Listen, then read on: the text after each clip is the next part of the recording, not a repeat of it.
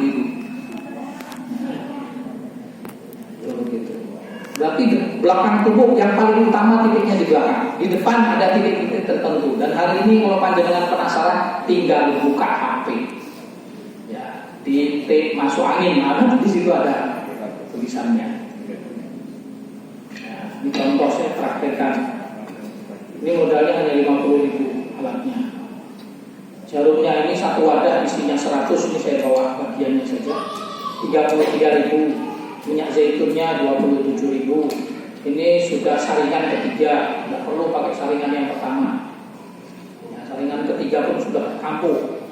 Apa bedanya? Pada dengan titeni mawon, kalau warnanya menguning seperti ini, berarti ini saringan kedua atau ketiga. Kalau yang saringan pertama warnanya kehijauan, itu yang kualitasnya bagus. Tapi eman-eman, ya, saringan pertama itu buat diminum saja.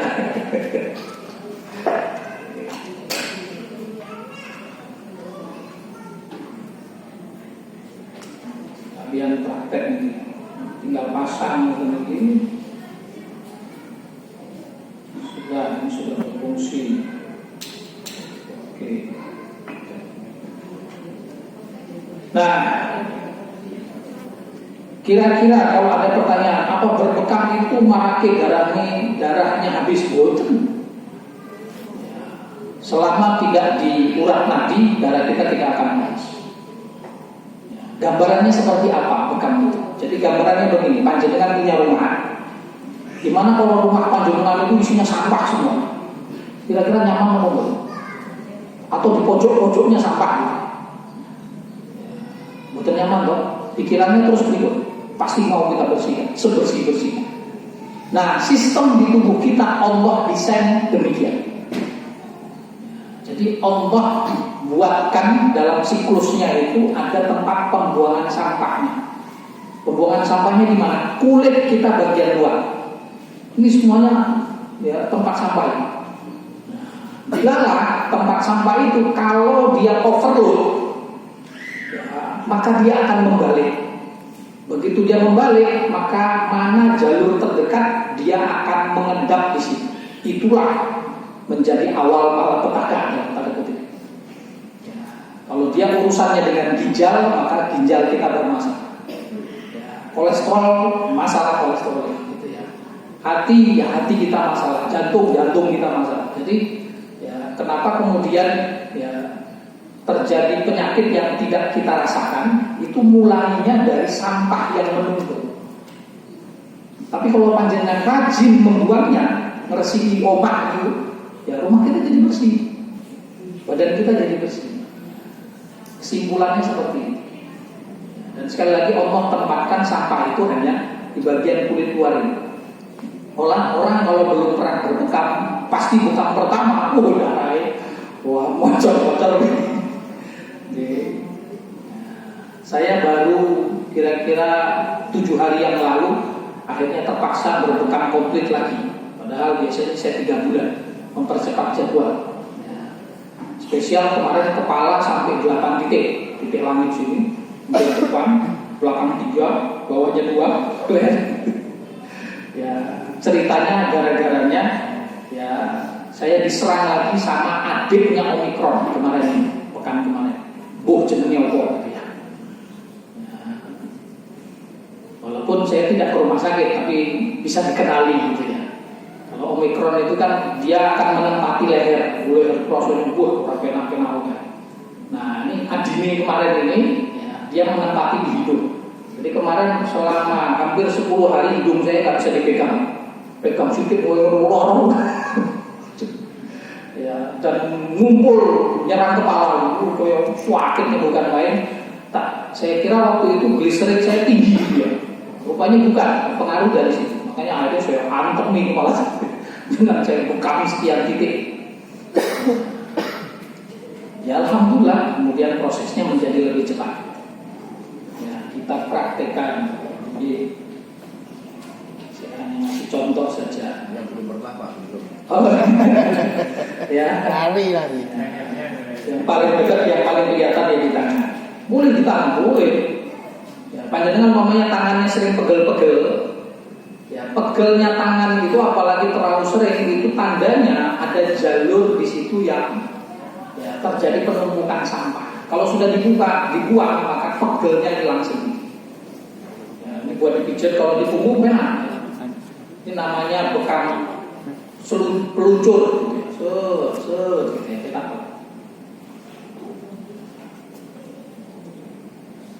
Kalau perlu sambil ditarik begini. Ini masih baru ini. Jadi masih nyangkut ini titipan santri. Saya manfaatkan dulu. Guys.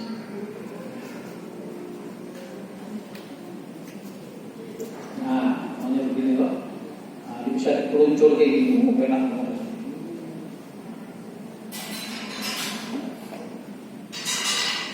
Ini kasih contoh saja. Ini ditunggu sampai konsentrasi titik darahnya ngumpul di sini.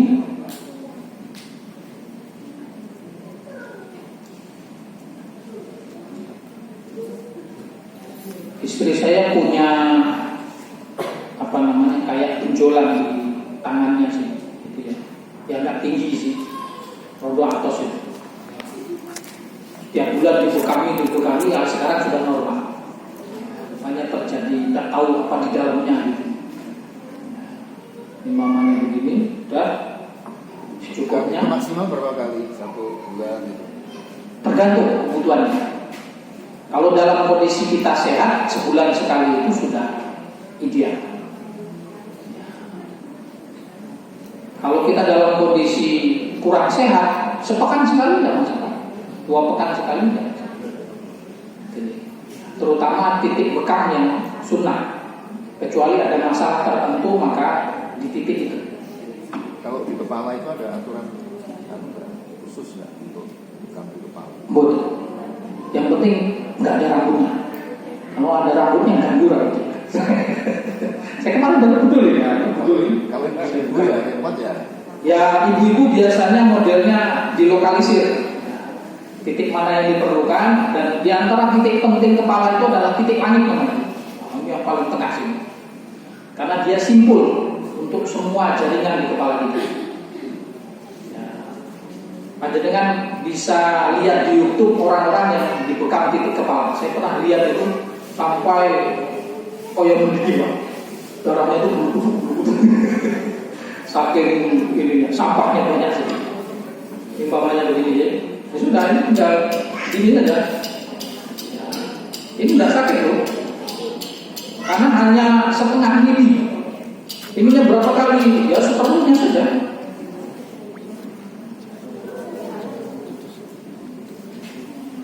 Nah, ini sudah mulai keluar. Nah, biar begitu aja. Kalau tangan kita pegel, kalau kami sendiri saja. Simpel, kaki. Yang penting hindari simpul lekuan ini. Lekuan ini bukan tempatnya dibekam, ya, tapi penuh di daging-daging. Kalau bingung gitu ya, tinggal buka YouTube saja. Panjenengan tinggal nuliskan titik bekam asam urat, nah, nanti akan muncul itu. Ya, titik bekam pegelimu masuk angin. Ya. Nah, ini sampahnya lumayan. Ini sampah loh. Oh, ini sampai ada yang dulu ini.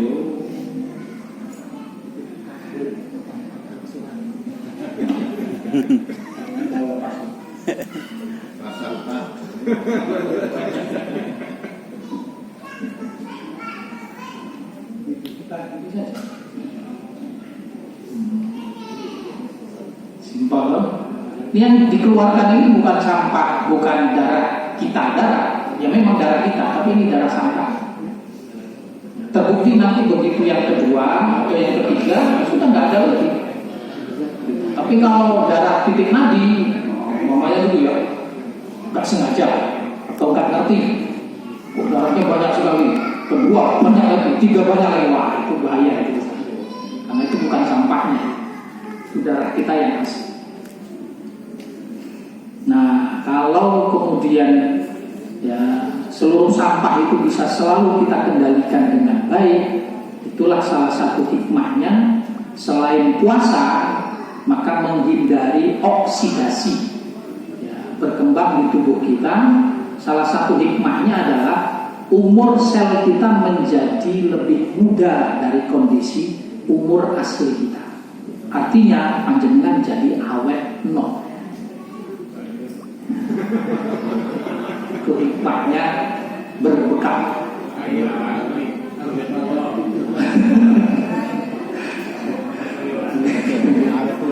Papanya umur panjenengan kok dilarang sudah ubanan gitu ya, umur 60 tahun, tapi sudah mulai rajin berbekam, puasanya tertib. Itu nanti panjenengan umur 70 sampai 80, orang yang melihat panjenengan kok kayak gini gitu, orang tahu wah gitu. Nah, mari mana? Namanya awet sepuh deh kalau gitu. Contohnya gitu. Kira-kira berapa lama? Ya secukupnya saja. Kalau sudah merasa pas gitu. Kalau sendirian ya. Wah ini agak banyak. Jadi tisunya itu perlunya berapa? Ya tergantung jumlah darah yang keluar.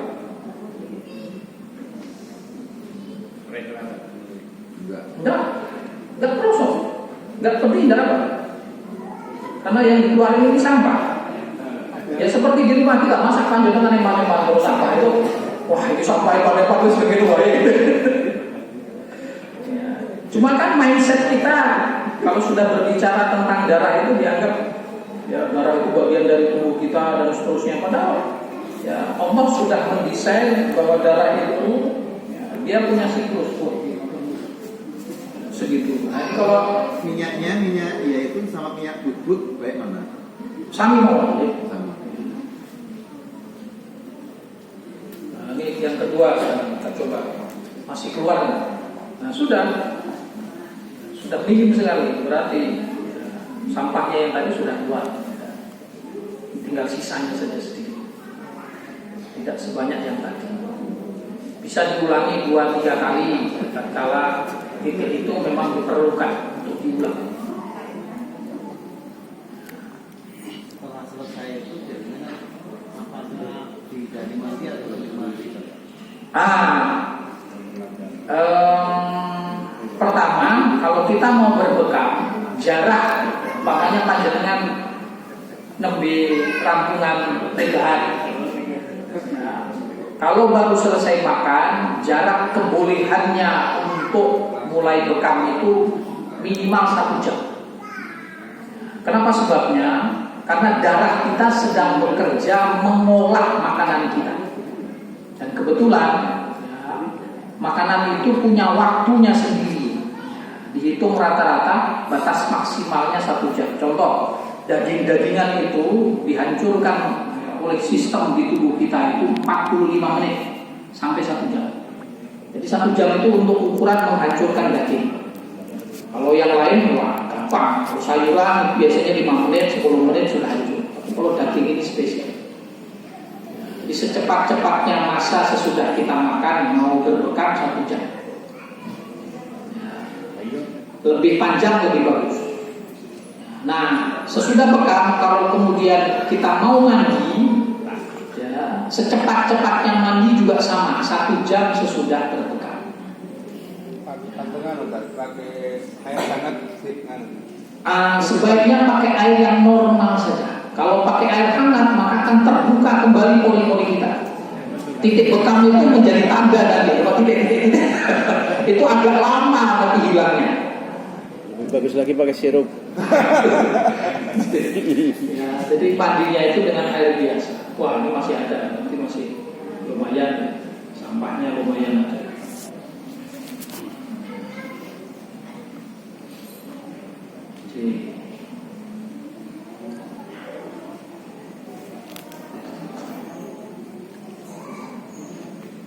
Jadi judulnya kemarin itu ya, saya diserang kembali oleh adiknya Omikron. Akhirnya hari pertama itu pokoknya selama 5 hari ya, 2 hari pertama itu ya pokoknya antisipasinya dengan apa yang ada, pon-pon terutama jahe, serai, kunyit, lada dan seterusnya.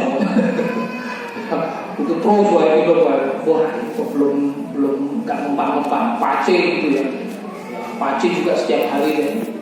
Hari ketiga yaitu tadi bekam total dari kepala sampai kaki ya, kok masih juga sampai akhirnya di hari kelima saya keingat ini yang kurang apa ini, madu sudah, ini sudah, oh rupanya kurang satu, habbas sauda. Kayak di hari kelima ya, dan sebaiknya yang habbatus sauda itu yang minyak, bukan yang bubuk. Karena kalau yang bubuk itu pekerjaan ginjal kita agak lebih berat. Tapi kalau yang minyak itu cepat terlarut di tubuh ini. Ya, persisnya waktu itu hari Jumat, malam Jumat ya. Ya akhirnya saya minum berapa? 7. Sekali minum saya langsung 7. Wow, waktu itu Masya Allah. Malam itu dari habis sisa itu kepala saya kayak perang. Kroso banget. Ya, sampai jam 1 malam akhirnya setengah sadar itu saya tambah dosis jadi 9 sekali minum langsung 9 minum ya, perang di kepala bereda. Wah ini kok sudah rodo ayam ini ya, bangun pagi ya toh, sekitar jam setengah 4 itu saya minum lagi 5 ya, sudah saya kurangi dosisnya 5. Kemudian ya, Jumat pagi itu sudah enteng kali enteng ini. Jumat siang saya minum lagi 5, sorenya minum lagi 5. Alhamdulillah, akhirnya membantu.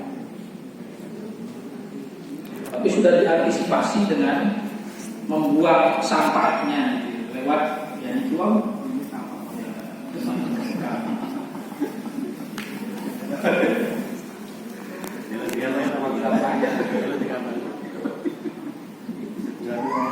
Cek lagi masih ada bisa atau tidak.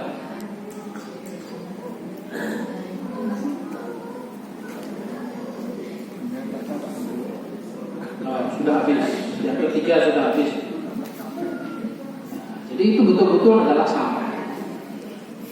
Ini sebagai gambaran ya. Ini karena nanti ada acara ini, jadi kita nggak praktek lengkap ya. Mudah-mudahan nanti di pertemuan yang akan datang ya nanti coba praktek. Kata kuncinya berani mencoba. Itu panjenengan berani mencoba. Ya, target kita supaya di setiap keluarga minimal ada satu yang bisa. Itu saja kata kunci.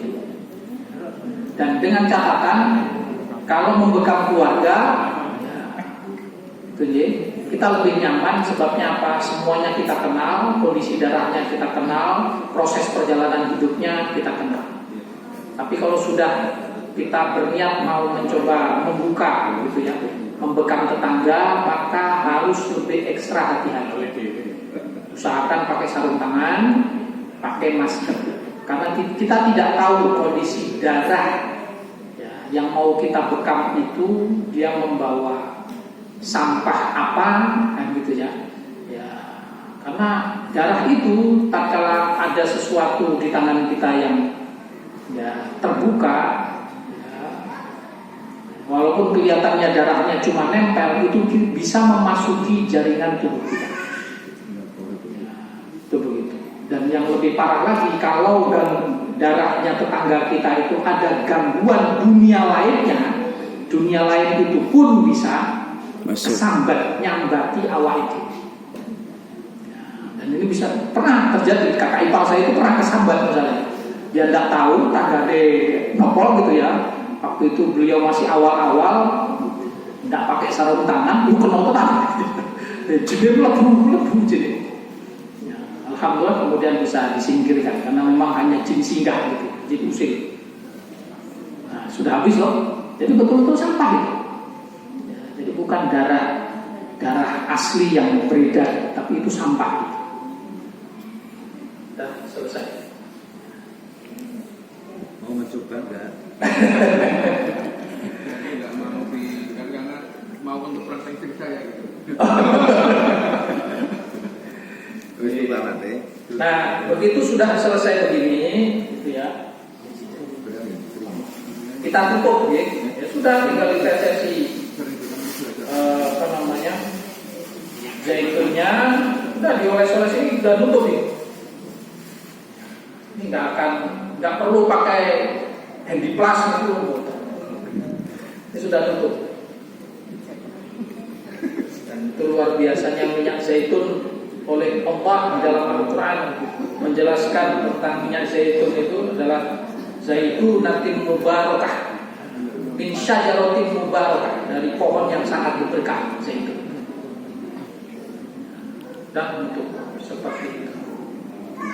Ada pertanyaan? Sudah lewat 10 menit. Ojek mau. Ada informasi terkait dengan ada waktu atau masa di saat-saat tertentu. Apakah memang itu ada, kalau misalnya ada antara masa dengan tidak masanya itu perbedaannya? Hanya waktu terbaik saja. Waktu terbaik kepentingannya untuk menjaga. Ini buat mereka-mereka yang dalam kondisi normal, sehat. Ya, sehingga memang ada jadwal waktu terbaik. Kapan waktu terbaiknya? Waktu terbaik untuk berpegang paling baik itu sesudah siang lebih. Pada saat panjenengan puasa 13, 14, 15 atau 14, 15, 16 Zulhijjah. Nah, sesudah itu waktu terbaik untuk berpegang. Ya, 12, 18 itu waktu-waktu paling baik. Tapi kalau panjenengan dalam kondisi ya tidak baik-baik saja, itu sak wayah-wayah. Kapan?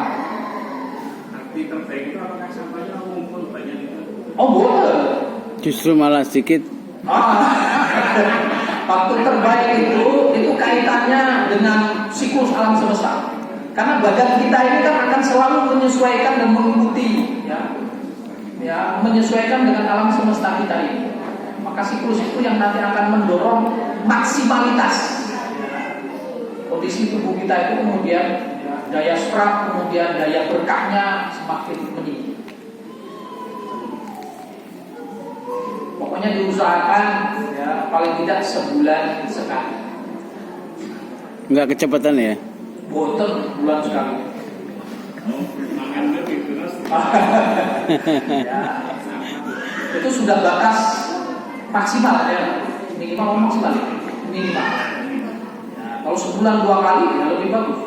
Tergantung apa yang masuk. Kalau panjenengan biasa puasa gitu ya, sebulan sekali itu sudah sangat baik. Tapi kalau bulan terus gitu, Bulan bisa 2 kali. lerengnya, nah itu justru sebulan 2 kali itu jauh lebih memberikan efek kebaikan.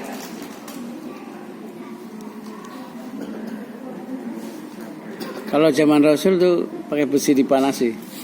Oh, dengan kain Nabi Muhammad itu namanya pengobatan dengan pakai kain. Kain itu dengan